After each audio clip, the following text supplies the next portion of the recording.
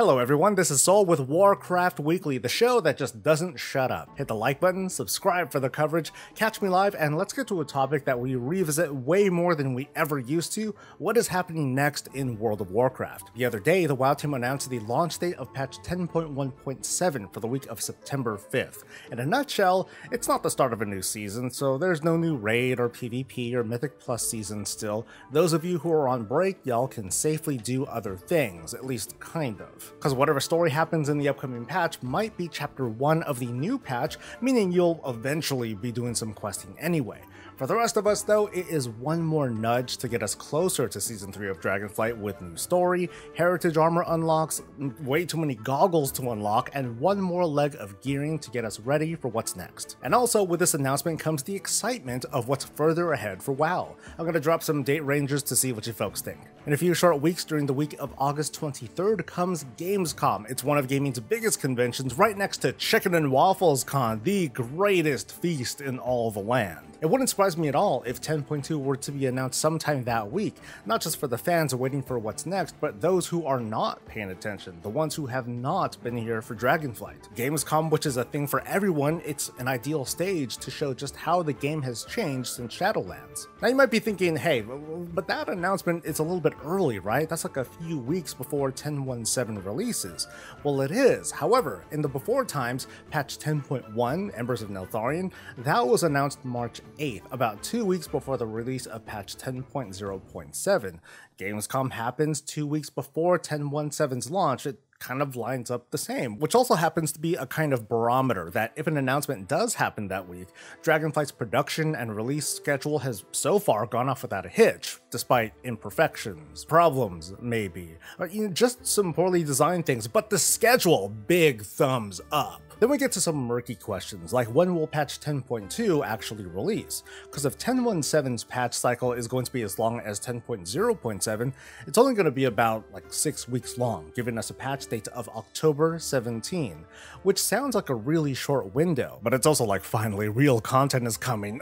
And that would make Season 2 of Dragonflight 5 months long, the same as Season 1. Once again, things are on schedule. What this is going to do though is put some pressure on those who are going to compete in the race to World first. That's because we're going to have the 1 week preseason followed by a race that'll hopefully last for like one reset before BlizzCon just days later. This will be cutting it super close for top players, but to be honest, that's their event. It's not Blizzard's problem. Let's rewind a bit though. If history is of any indication, 2 weeks after 10.2 drops and the stories revealed, we're going to learn about 10.2.5, maybe even start seeing it on the PTR. And you bet the WoW devs will be busy as all hell too, with senior developers and suits doing early interviews with the media, maybe preparing to be on stage to present more information on 10.2.5, possibly 10.3, and what is almost guaranteed to be WoW's next expansion. Now, I say it's almost guaranteed because it's not really set in stone, but it's getting harder and harder to confidently doubt. And then here we are at BlizzCon with all the hype lined up.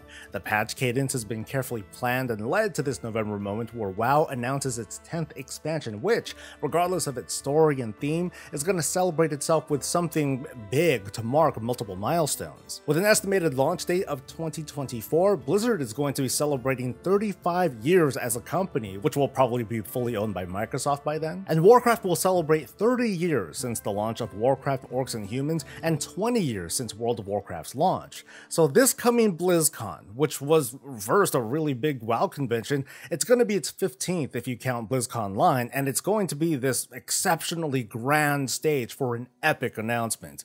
And then if this schedule continues to hold its place, we might even get a 2024 roadmap right away with a tentative launch date of the next expansion. And even after BlizzCon, we're going to get a 10.2.5 patch just before the holiday break. Well, I'm going to stop there for now, but dude, it's a hell of a way to close out 2023. A lot of us, including I, have given the WoW team flexibility or, I guess doubts that they would keep up such a tight schedule. Of course, the year's not over, and there is no shortage of skeptics on the sidelines wondering when the other shoe's gonna drop and then delay. But until that happens, I'm gonna enjoy this ride and be super hyped over what's happening next. Are you ready for the most insane version of World of Warcraft yet? It's not just Dragonflight updates. WoW Classic Hardcore is coming, and while that might not be something that most of my viewers are excited over, and the gameplay of Hardcore scares the crap out of me, I'm also curious? You probably at least heard of the WoW hardcore community. It's a thriving space and it's been big on social media lately, which is what helped fuel this new direction for Classic. And in just 2 weeks, hey, during Gamescom, this version will launch and will have a bona fide hardcore experience built into the game, adjusted for the hardcore mentality, where any pull could be your last. A simple escort quest could have your hair standing on end. That dude you see running away, you might as well follow him because the chances are pretty good he's bringing a mob train behind him.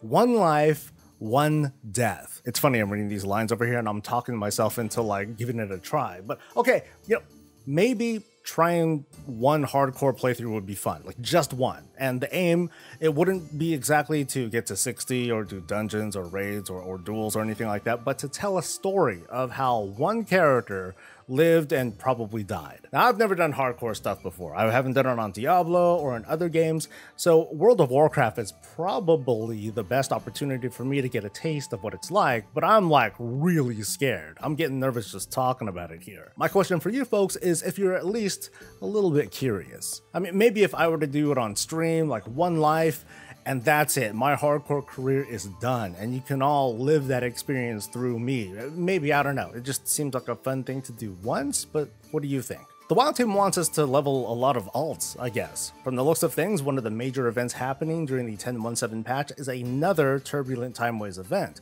with one time walking a week after the next each week. I figure it's meant to be an alternative to blasting away at dream surges on the Dragon Isles. The WoW team is trying something a little bit new to spice things up, and I'm going to share my understanding of it here. Just keep in mind that this could very easily shift and change before going live. And in fact, I'm going to start backwards. There's going to be an achievement added in the patch called Master of the Turbulent Timeways, and it awards a mount. It's a skin in the Ray family of mounts, and this should look pretty familiar. I won't pretend I know any better, but I wouldn't be surprised if this particular mount color just showed up on the trading post at some point. In fact, I expect more of these small events to happen that might come off as FOMO, but really these sorts of rewards are just going to kind of pop up on the trading post at some point. The achievement asks for us to gain this Mastery of Timeways buff for 5 consecutive weeks during the event, as in you've got to not just do the activity, but you gotta do it over the 5-week period. So okay, what is this Mastery of Timeways thing? It's a special buff that's earned from time walking that gives a stacking experience bonus, and the bonus is very to earn this bonus, you need to use an item called a Distilled Knowledge of Timeways. It's an account tradable item that I'm going to take a guess that this is going to drop at the end of a time walking dungeon. You need 10 of them for the achievement progress, but you can hold up to 5 at a time, which is pretty important. Now, let's explain this in a more chronological order. You want to complete time walking dungeons to get this distilled knowledge. Complete 10 dungeons to collect 10 of this item using it as you go to eventually get the Mastery of Timeways experience buff. Repeat this process each week for the 5-week period in order to get the achievement and then get the mount. Basically, do 50 dungeons to get a mount reskin. Sound good? Maybe not, because I kind of worded it in the least attractive way that I could. There's also a lot that we don't know, like if this item is guaranteed to drop at the end of a dungeon, does the buff count down while you're offline, and is this buff also shared across the account, or is it limited to the character that uses the item? It is 50 dungeons, and it is just a mount skin, but what's the more practical way to look at this? What are interested players most likely to do? So let's theorycraft. Now, the event starts. Let's just say the event starts and I'm most likely to get on a max level character first, probably because I want to get a chance at champion gear from the regular weekly event where you have to clear 5 dungeons. So I clear those 5 dungeons and I get 5 of this distilled knowledge. But while I'm doing it, I don't use these items. I'm going to save it because, well, of course, my main does not need experience. And how long would the 5 dungeons take for me to complete? I'm just gonna guess and say like an hour and some change. So what do I do next? To be perfectly honest, all my alts are max level already, so I could just use the knowledge items and then do 5 more dungeons for 5 more buffs, and then I'm done for the week. But hypothetically, I would want to send this knowledge to another character, this time a character who actually needs levels. And then so I get on that character, and then when I'm ready, I slam the 5 knowledge that I have for the XP buff, and then run 5 more dungeons and use the items as I go until I get to the 10 stacks, and ta-da! I've completed my weekly task. From there, what I can do is keep running dungeons until I get as much XP as I want, but ideally I would do it until I get another 5 of those Timeway items to save for next week, if I can at least. And then next week, I'd have a character pick up 5 of those buffs from the start, and then just do another 5 dungeons straight away, maybe do another 5 on top of that in prep for the following week and just repeat the process until I'm done. So in practice, I'm either sticking to one character or I'm switching a character every 5 runs. I'm basically doing the time walking event twice a week for 5 weeks, kind of sort of. Not exactly a punitive grind, and on the one hand, it's sort of what people have been asking for, time walking every week. But on the other hand, you know, maybe not like this, with Blizzard telling you how to play. I mean, yeah, cool, there's an incentive to do the event, or in other words, there's a punishment for failing to do so. Personal take, I think we're kind of spoiled off the last Timeway event that just gave us a 50% bonus XP and rep gain, they just gave it to us. And I know the circumstances are different, but we got heroic level gear from that weekly quest with no muss and no fuss.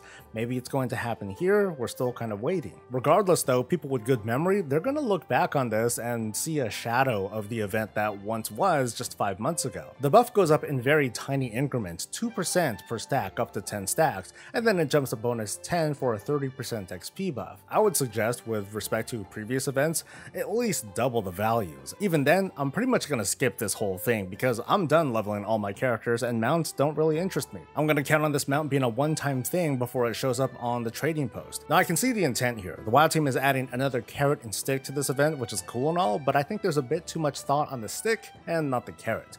But now I pass the question off to you. What do you think? Because there's still plenty of time for change if we give some good feedback. So a lot of folks and I are wondering, what the heck is this thing that popped up on the 10.17 PTR this week? Mousing over, it's called an Arcane Forge, and seeing as how it's located in the profession area, it's likely profession related. From the visuals, this has a very Draenei look and feel, but that's the limit of what we know, and everything else is guesswork. So with that said, let's have some fun with this and go over some theories that have been shared. Now this could be related to the next Onyx Amulet kind of item. Maybe at some point we'll get a special piece of gear and this Arcane Forge will be the thing that lets us customize it. Now it's kind of weird that we haven't seen what this new item is though, right? Like I would have figured that they would have talked about this earlier, so let's move on. For all we know, reforging might be coming back, where you can take a percentage of your unwanted stats and get more of what you actually want. Now as kind of pushback, I've long said that reforging's purpose was to move stats that had actual hard caps like hit and expertise, and I don't see those stats coming back, and I'd be pretty irritated if there was only one place to do reforging, especially after the reforging vendor was replaced by the transmog vendor on the Expedition Yak. And this could be a device that allows for cross-region work orders, and that's been a big ask from players. I've shared how it could be an unfair advantage if, say, a popular streamer, not me, were to be like, hey, who wants me to make their stuff? And imagine the cross-realm advertising spam, the increased number of reports to combat that, and more. But what if a character was kind of limited to requesting or fulfilling only a few cross-region orders per day? Maybe that would help, and there are a lot of people asking for even a small step in that direction, although then why the heck is it called an Arcane Forge? Those seem to be the more popular ideas, but what do you folks think? That about wraps up the show, but before we head out, I want to ask you a little something. Some folks are happy with these mid-season patches. I want to hear from others though who are not happy with them because, I don't know, maybe because you find them to be boring and redundant, like, oh no, there's no player power, or, you know, any number of arguments. What I want to do though is get past just the grievances and get right down to hearing specifically what would you like to see instead. I have an idea about gearing through the season cycle, and I'm going to have a video describing this design in the next day or so, but what do you have? And with that, let's give thanks to the wonderful folks on Twitch for continuing to tune in and hang out. To my incredible patrons, thanks for your support, and to you viewer, thanks. You fed the algorithm, and now, before it's too late, like the video, subscribe for more coverage, catch me live, and I'll catch you later. Stay safe, stay healthy, and stay breezy.